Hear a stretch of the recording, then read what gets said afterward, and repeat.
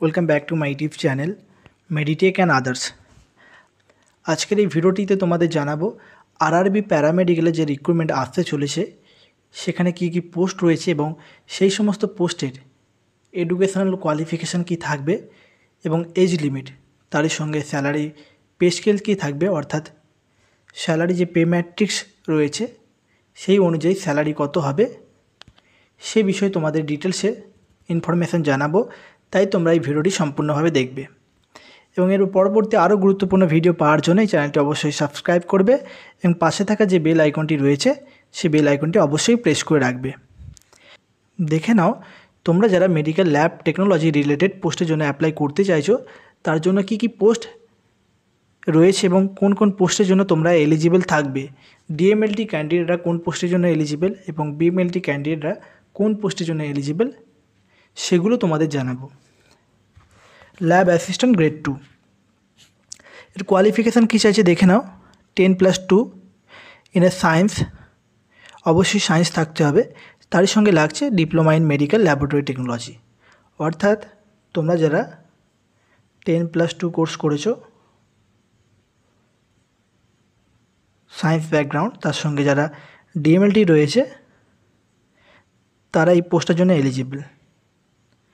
এখানে দেখে নাও age limit হচ্ছে 18 থেকে 33,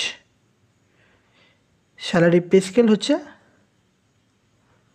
লেভেল 3, যেখানে বেসিক শুরু হচ্ছে 21,700। এর সঙ্গে যাবতীয় আরও অনেক অ্যালায়েন্স রয়েছে, ডিএ রয়েছে, এইচআরএ থাকে, ডিএনটিএ থাকে, সব কিছু মিলিয়ে তোমাদের স্যালারি অ্যাপ্রক্স 40+ হয়ে যাবে। তারপরে দেখে নাও ওয়ার্ডে যে অপশানগুলো রয়েছে, certificate course in medical lab technology at per with diploma in medical lab technology DMLT subject to the fulfillment of the course has been done from the institution which is recognized by a university or technical board of state government or central government authority। তাহলে অবশ্যই এখানে একটা option যেটা দিয়েছে certificate course তোমরা যারা করেছো তারা কিন্তু এই পোস্টের জন্য এলিজিবল। তার জন্য কিছু ক্রাইটেরিয়া রয়েছে, তাই সেই সার্টিফিকেট কোর্সটা কোন ইনস্টিটিউশন থেকে করেছো সেটা কিন্তু অবশ্যই গভর্নমেন্ট রিকগনাইজ অথবা গভর্নমেন্ট অ্যাপ্রুভাল অবশ্যই থাকতে হবে। তার সঙ্গে কি বলছে দেখে নাও, the duration of the course is at least 1 year. During the course the candidate should have done the training on full-time basis. At the end of course there should be system of examination which has been successfully passes by the candidate। অর্থাৎ তোমরা যে certificate কোর্সটা করবে সেটা 1 বছরের course হতে হবে এবং গভর্নমেন্ট রিকগনাইজ হতে হবে। তারই সঙ্গে কোর্স কমপ্লিট হওয়ার পরে যে ট্রেনিং থাকে সেই ট্রেনিং কিন্তু অবশ্যই কমপ্লিট করতে হবে এবং ফাইনাল কিন্তু সেই কোর্সে কিন্তু পাস থাকতে হবে, তবেই তোমরা এই পোস্টের জন্য এলিজিবল। তারপরে দেখে নাও এর পরবর্তী দেখে নাও আগের যে পোস্টটা বললাম ল্যাব অ্যাসিস্ট্যান্ট গ্রেড 2, সেখানে কিন্তু ডিএমএলটি যারা ক্যান্ডিডেট তোমরা রয়েছো তারা সেই পোস্টের জন্য এলিজিবল। এবারে দেখে নাও ল্যাব সুপারিনটেনডেন্ট গ্রেড 3, এখানে লেভেল হচ্ছে কিন্তু লেভেল 6 অনুযায়ী তোমরা স্যালারি পাবে, যেখানে বেসিক হচ্ছে 35,400, মানে যাবতীয় সব অ্যালায়েন্স নিয়ে তোমাদের স্যালারি কিন্তু 60+ হয়ে যাবে।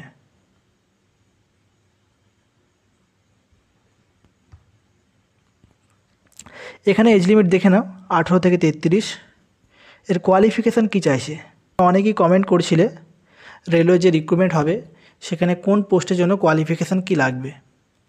দেখে নাও এই পোস্টের জন্য কোয়ালিফিকেশান লাগছে বিএসসি উইথ বায়োকেমিস্ট্রি और microbiology, life science, BSc with chemistry and biology as main or as optional or subsidiary subject or equivalent plus diploma in medical lab technology or equivalent। অর্থাৎ তোমরা যারা জেনারেল বিএসসি করেছো যেখানে biochemistry অথবা microbiology বা life science বা BSc with chemistry and biology যেখানে biology optional বা মেন সাবজেক্ট হিসেবে রয়েছে, এবং তারই সঙ্গে বিএসসি কমপ্লিট করার পরে যারা ডিএমএলটি করেছো, অথবা বিএসসি উইথ যারা ডিএমএলটি যাদের রয়েছে তারাও কিন্তু এই পোস্টের জন্য এলিজিবল। আর একটা অর্ধে যে অপশান রয়েছে দেখে নাও, BSc in medical technology from a recognised institution.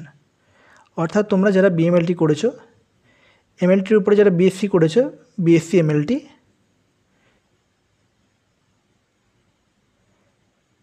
এমএলটির উপরে তোমরা যারা বিএসসি করেছো তারাও কিন্তু এই পোস্টের জন্য এলিজিবল। যারা বিএসসি করেছে তারপরে ডিএমএলটি কোর্স কমপ্লিট করেছে তারাও কিন্তু এই পোস্টের জন্য এলিজিবল। কিন্তু এখানে কিন্তু এক্সপিরিয়েন্সের কোনো ম্যান্ডেটরি ব্যাপার নেই, এই এডুকেশনাল কোয়ালিফিকেশান থাকলেই কিন্তু তোমরা এই পোস্টগুলোর জন্য এলিজিবল। এরপরে দেখে নাও রয়েছে health and malaria inspector grade 3 optometrist. বাকি যে পোস্টগুলো রয়েছে দেখে নাও তোমরা, তার কোয়ালিফিকেশানগুলো কী চাইছে। অপটোমেট্রিস্ট এখানে বিএসসি চাইছে অথবা ডিপ্লোমা হলো এই পোস্টের জন্য eligible. Perfusionist BSc with diploma in perfusion technology, অথবা বিএসসি করার পরে 3 ইয়ার্স যদি এক্সপিরিয়েন্স থাকে তাহলে তোমরা এই পোস্টের জন্য এলিজিবল। তারপরে দেখে নাও ইসিজি টেকনিশিয়ান। ইসিজি টেকনিশিয়ানের জন্য যে কোয়ালিফিকেশান চাইছে দেখে নাও, 10+2 or the graduation in science having certificate, diploma or degree in ECG laboratory technology, cardiology technician and cardiology techniques। এই কোয়ালিফিকেশান থাকলে তোমরা এই পোস্টের জন্য এলিজিবল। তারপর রয়েছে স্পিচ থেরাপিস্ট, তার জন্য যে কোয়ালিফিকেশান দেখে নাও, বিএসসি এবং তার সঙ্গে ডিপ্লোমা চাইছে এবং তারই সঙ্গে 2 বছরের এক্সপিরিয়েন্স থাকলে তোমরা এই পোস্টের জন্য এলিজিবল। দেখে নাও রেডিওগ্রাফার, তারপর রয়েছে ফার্মাসিস্ট, এর কোয়ালিফিকেশানগুলো তোমরা ফলো করো।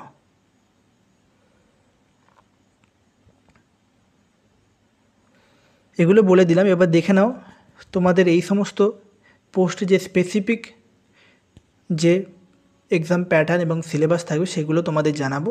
এবার তোমরা দেখে নাও তোমাদের যে সিবিটি বেস এক্সাম হবে সেখানে এক্সামের প্যাটার্ন কী থাকবে সেটা কিন্তু অবশ্যই তোমাদের জেনে রাখা দরকার।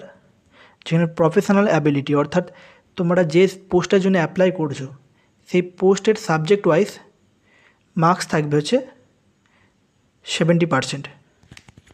অর্থাৎ তোমরা যে পোস্টের জন্য অ্যাপ্লাই করছো সেখান থেকে টোটাল নাম্বার অফ কোশ্চেন থাকবে 70, তার মার্কস থাকবে 70। অর্থাৎ প্রতিটা কোশ্চেনের মার্কস থাকবে 1 করে। জেনারেল অ্যাওয়ারনেস, অর্থাৎ জেনারেল অ্যাওয়ারনেস থেকে থাকছে 10 নাম্বার এবং 10টি কোশ্চেন থাকবে। তারপরে দেখে নাও general arithmetic, general intelligence and reasoning, এখান থেকে টোটাল নাম্বার অফ মার্কস থাকছে 10। তারপরে রয়েছে জেনারেল সায়েন্স। রেলে আরেকটা যে ব্যাপার রয়েছে, ইংলিশ থেকে কোশ্চেন থাকে না, অর্থাৎ ইংলিশ যে গ্রামাটিক্যাল যে কোশ্চেন আসে, বিভিন্ন narration change, voice change, antonym, synonym, parajumble, এসব কিন্তু রেলের কোশ্চেনে থাকে না। এবং কোশ্চেন যে টাইপটা থাকে সেটা কিন্তু ইংলিশ অথবা হিন্দিতে থাকে। তোমাদের জানিয়ে দিলাম, এর পরবর্তী ভিডিওটিতে তোমাদের জানাবো সেই রিক্রুটমেন্টে যে পোস্টগুলো রয়েছে সেই পোস্ট রিলেটেড যে সাবজেক্ট অথবা সিলেবাস কী থাকবে সেগুলো তোমাদের ডিটেলসে পরবর্তী ভিডিওটিতে জানাবো। তাই পরবর্তী ভিডিও পাওয়ার জন্য এই চ্যানেলটি অবশ্যই সাবস্ক্রাইব করে রাখবে এবং পাশে থাকা যে বেল আইকনটি রয়েছে সেই বেল আইকনটি অবশ্যই প্রেস করে রাখবে, যার ফলে পরবর্তী নতুন কোনো ভিডিও আপলোড করলে সেই ভিডিওর নোটিফিকেশন সবার আগে তোমাদের কাছে পৌঁছায়। আজকের মতো ভিডিওটি এখানেই স্টপ করলাম।